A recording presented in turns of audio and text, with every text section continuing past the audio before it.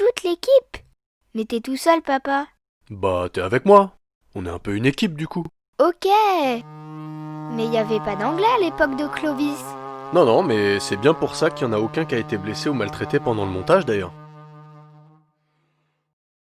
Avant de parler de Clovis, il faut faire un petit résumé de la situation en Gaule.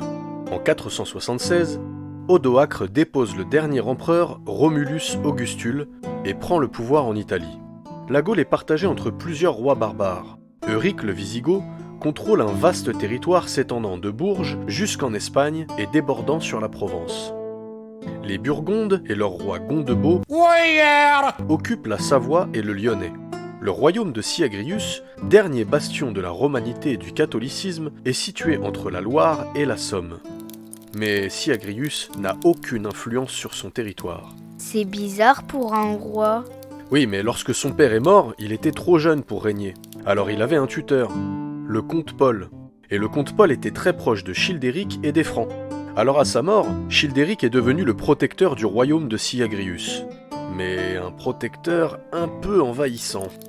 Et les deux autres grandes villes de son territoire, Reims et Paris, revendiquaient une certaine indépendance, comme on a pu le voir dans l'épisode sur Sainte-Geneviève. Pour faire simple, Syagrius n'avait de pouvoir que dans sa capitale, Soissons. Et Clovis dans tout ça? Eh bien, lorsque son père Childéric meurt en 481, Clovis a 15 ou 16 ans. Il est roi de Tournai et partage le territoire des Francs saliens avec d'autres rois, comme Ragnacaire, roi de Cambrai, ou Chararic, roi de Dispargue. Quant à leurs cousins, les Francs ripuaires, leur roi est Sigebert, ou Sigebert, ou Sigbert, je sais pas. Enfin, ça s'écrit comme ça, quoi. Ça fait beaucoup de rois, ça. Oui, mais Clovis a un avantage sur les autres. Il a de très bonnes relations avec les grandes figures du royaume de Syagrius, comme Rémy, l'évêque de Reims, ou Geneviève, la sainte patronne de Paris, même s'ils se sont un petit peu chamaillés. De plus, bien qu'il soit païen, il a une très bonne réputation auprès des Gallo-Romains catholiques, qui le voient un peu comme un protecteur. Quelque chose me dit que ça sent mauvais pour Syagrius, tout ça. Ouais, et par précaution, Syagrius va sceller une alliance avec Euric, le roi des Visigoths, parce qu'il sent bien que Clovis est un petit peu plus ambitieux que son père. Mais en 485, le roi wisigoth meurt, et Clovis saute sur l'occasion. Avec le soutien des armées de Ragnacaire et de Chararic, il part en direction de Soissons pour attaquer. Syagrius commet alors une erreur stratégique, puisqu'il part à la rencontre de l'armée franque pour éviter un siège de sa ville. Et pourquoi c'est une erreur? Eh ben déjà parce qu'à l'époque du comte Paul, Childéric et les Francs ont été initiés aux techniques de combat des troupes de Syagrius. Ensuite, les Francs sont de redoutables combattants, et pour finir, ils ont très peu de connaissances en polyorcétique. En polior et quoi? En polyorcétique, c'est l'art d'assiéger une ville. Ah oui, ça a pas dû bien se passer pour Syagrius du coup, surtout contre 3 armées franques. Non, effectivement, les troupes de Syagrius sont vite dépassées, et les Francs les mettent en déroute. Mais Clovis remarque une chose, Chararic et son armée sont restés en arrière pendant tout le combat, et ont attendu le dernier moment pour se ranger derrière le vainqueur. C'est pas très courageux ça. Non, et Clovis ne va pas l'oublier. Et il est rancunier, le Clovis. Oui, on a vu ça avec l'histoire du vase de Soissons sur Facebook et Instagram.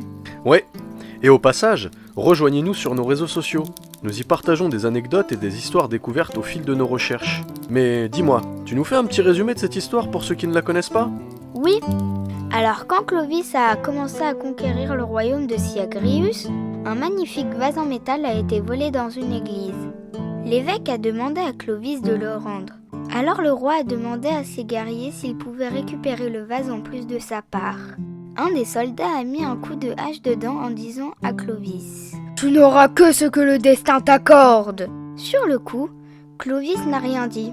Mais un an plus tard, il a fait défiler ses troupes pour inspecter leur équipement. Il a repéré ce guerrier dans les rangs et lui a dit « Ton équipement est mal entretenu !» Et il a pris la hache du guerrier et l'a jetée par terre. Lorsque celui-ci s'est baissé pour la ramasser, Clovis lui a mis un coup de hache dans la tête en lui disant « C'est ainsi que tu as fait avec le vase de Soissons !» Voilà. D'ailleurs, c'était pas très courageux de la part de Clovis de tuer ce soldat pendant qu'il ramassait son arme. Tu ne trouves pas ? Pas si simple. Si les rois francs sont considérés comme des demi-dieux par leur peuple, ils sont soumis aux règlements en matière de partage du butin. Quand le soldat refuse de donner le vase de Soissons à Clovis, il est dans son droit, et Clovis ne peut rien dire sans risquer de se mettre ses hommes à dos. Mais les guerriers aussi sont soumis au règlement, et ils doivent s'équiper et entretenir leurs armes.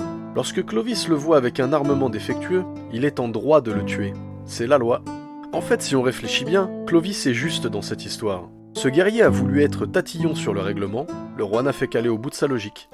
Ah, d'accord. Et du coup, il s'est vengé de Chararic aussi? D'abord, il effectue plusieurs campagnes militaires pour devenir le seul maître du royaume de Syagrius. Puis en 491, comme il sent que les autres rois saliens finiront par être une menace, il s'occupe de les éliminer. Et il va commencer par Chararic et son fils, qu'il fait capturer et tondre. Pourquoi tondre? Parce que pour les Francs, la chevelure des rois est un peu leur couronne et source de leur pouvoir. Ils sont d'ailleurs les seuls à avoir le droit d'avoir une chevelure complète, tandis que les guerriers ont la nuque rasée. Tondre un roi, c'est lui retirer son pouvoir. T'as pas de cheveux. Mais le fils de Chararic promet de se venger une fois que ses cheveux auront repoussé. Alors pour ne prendre aucun risque, Clovis les fait tuer tous les deux. Ah, carrément. Oui, disons que le coiffeur s'est un peu loupé, quoi. Quant à Ragnacaire, le roi de Cambrai, il avait la réputation d'être un débauché et de manquer de respect aux femmes, y compris à celles de sa famille d'ailleurs. La place de la femme, c'est à la cuisine! Et ça, même les hommes de Ragnacaire ne le supportaient pas. Alors lorsque Clovis leur offre de l'or, ces derniers le laissent entrer à Cambrai avec son armée. Ils vont même ligoter Ragnacaire et son frère Riquier pour les livrer à Clovis. Voyant son cousin attaché, il lui dit « C'est humiliant pour notre famille que tu te sois laissé attacher de la sorte. Il aurait été plus honorable pour toi de mourir. » Et bim! Coupe de cheveux à la hache. Puis il regarde Riquier et il lui dit « Si tu étais intervenu, ton frère n'aurait pas été ligoté. » Et bim! Coupe de cheveux à la hache. C'est à ce moment que les hommes de Ragnacaire se rendirent compte que les bijoux avec lesquels ils avaient été payés n'étaient pas en or, mais juste du bronze doré. Ils se plaignirent auprès de Clovis et... Et bim! Coupe de cheveux à la hache. Non, il leur a juste dit... C'est tout ce que vous méritez pour avoir trahi votre maître. Estimez-vous heureux d'être en vie. Et ils ont rien dit?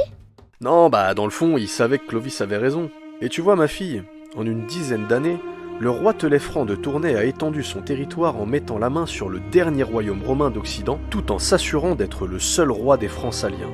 Le soutien qu'il reçoit des évêques, et notamment de Rémy de Reims, ainsi que sa grande influence, vont bientôt l'amener à épouser une femme qui va sceller son destin, Clotilde.